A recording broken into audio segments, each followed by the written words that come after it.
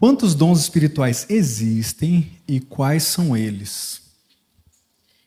Paulo fala 4 listas somadas dá 19 dons. Só que Paulo e Pedro, né? A soma de Paulo e Pedro dá 19. Porque Pedro também faz uma lista de 5 dons, ou 4 dons. Fala de serviço, administração e tudo, e assim por diante. Eu diria o seguinte, e eu vou desenvolver isso amanhã falando sobre o dom de línguas. Paulo ele dá uma lista de dons, mas por que Paulo não define cada dom? E o meu argumento, num capítulo que eu estou escrevendo, é que não é que Paulo está só dando um panorama geral.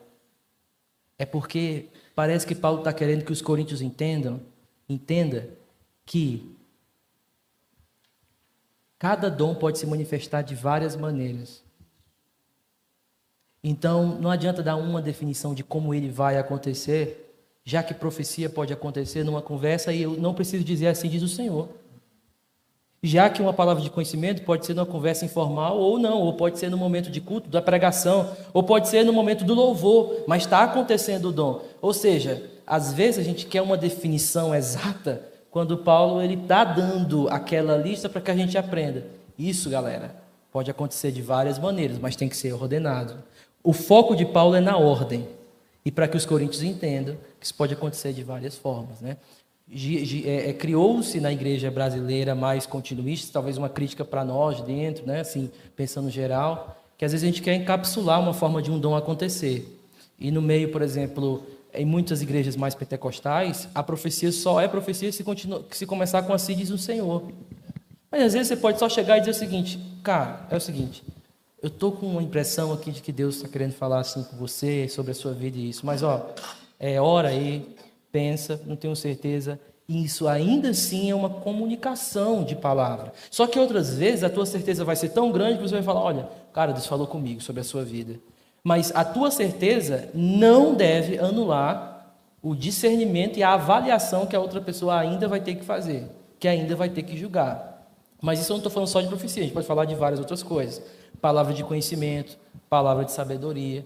Dando um exemplo rápido, por exemplo, uma vez a gente estava numa reunião de liderança e aí tinha um lance administrativo lá, que o seminarista, quando sai do seminário, sai cheio de teologia e pouco administração jurídica, né? E na igreja tem muito disso, e ficou todo mundo, cara, o que faz? Tá?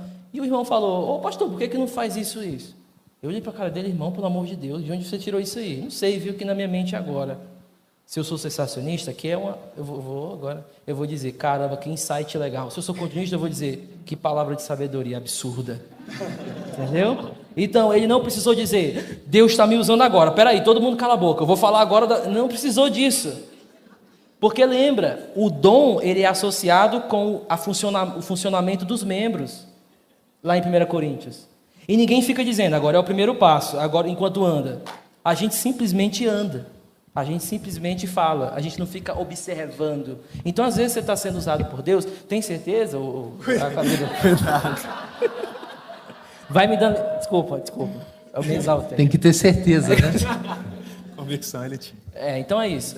Então, mas é aquilo que a gente tinha conversado, que realmente, às vezes, os dons estão operando e a gente não treinou o olhar para enxergar. E a coisa está passando na sua frente e você não sabe. E isso acontece, né? A gente sempre lembra aquela história do Samuel, que Deus chama Samuel, e Samuel, Deus está falando com ele e ele não sabe. Aí ele tem que se orientar, não, você responde assim, assim, assim, quando você ouvir isso de novo. Então, muita gente não percebe isso. É que às vezes Deus está falando com você, está fazendo coisas do seu lado, aí você não viu, ele faz do outro lado, aí ele faz na sua frente, aí você não viu ainda. Aí chega uma hora que vem um tapa na nuca, assim. Mas às vezes Deus está falando e está usando as pessoas. E eu diria até mais sobre o número de dons, eu acho que aonde existe a graça, porque esse é o ponto dos carismata, então tem um dom. Porque tem uns dons que não tem lá no Novo Testamento. Por exemplo, não aparece lá explícito, né? Tem um dom de administração, de exortação, mas não tem o dom do dirigente de louvor. Não aparece lá. Era para ter, né? Pois é. O ministério não tem... Fiquei de fora. Será que seu ministério não tem base bíblica? Outra coisa, será? Porque a gente inventou esse negócio. Meu Deus. A igreja moderna inventou esse negócio, tá aí todo mundo fazendo isso. E não tem em nenhuma lista. Mas, qual é a experiência? Porque o ponto do dom espiritual é que ele... Isso está lá em Pedro, né? Se alguém fala segundo os oráculos de Deus. Se alguém serve, né? Mas qual que é o assunto? É nós sermos dispenseiros do quê? Da multiforme graça de Deus. Então a questão é, uma manifestação da graça é dispensada quando uma habilidade, um serviço, uma fala acontece? E quando essa graça que é multiforme, ela vem numa forma que é diferente de todas as outras que você viu, por que isso não é um dom?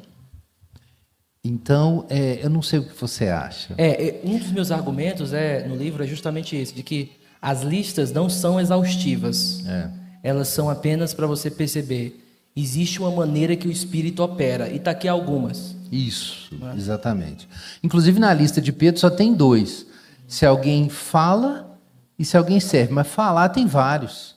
Tem profecia, tem ensino, tem a pregação, existe a exortação. Tem o dom do Bruno, né? De gente de louvor. Será? Tem o compositor, será? Eba. Vamos discutir sobre isso. E tem outras formas, né, de falar. E uma pessoa pode ser usada com mais de um. Porque o grande ponto é a manifestação do Espírito. E não se você receber um presentinho que é totalmente teu. Não é isso. O que é o dom espiritual? É a manifestação do Espírito na sua vida.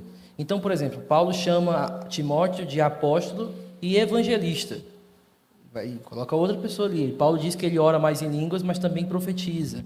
O próprio Paulo. Paulo diz, a pessoa que ora em línguas, ore para interpretar. Ele está dizendo, às vezes não vai ser preciso outra pessoa interpretar. Por quê? Porque a própria pessoa que já orou, já recebeu a interpretação. Ou seja, são 2 dons numa só pessoa. Então, a questão não é que Deus te deu algo e pronto, é seu, faz o que quiser. Não. A questão é que, no movimento do corpo, é o Espírito se manifestando através da vida das pessoas de várias formas. Administrações, na palavra de Paulo.